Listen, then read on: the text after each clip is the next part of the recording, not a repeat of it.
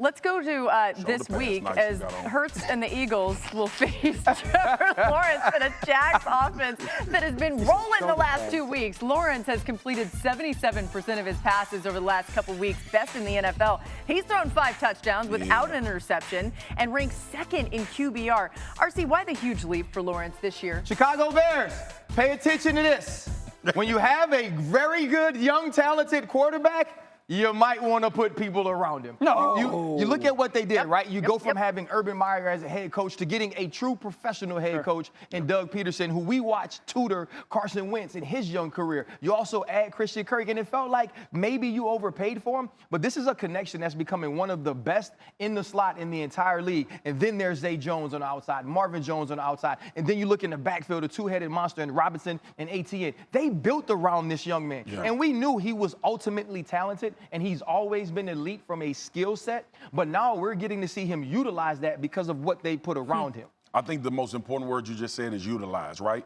This is what Doug Peterson did in Jacksonville. He identified where they were above average to really good, and he's leaning into that. Christian Kirk, to your point, in the slot, but the lines of scrimmage for the Jacksonville Jaguars is going to travel. Like, that is going to travel. And I was watching this offensive line fire off, and it reminded me of the Tennessee Titans. James Robinson, it reminded me of the Tennessee Titans that we talked about when Derrick Henry. It's dual double teams in the heart of the line of scrimmage. Guys, look, everybody at home, you got to understand, we are not, when you, RC, you played, Dan, when you played, we were able to practice this. It was a drill called 9-on-7. Worst drill in the world. Worst drill in the world.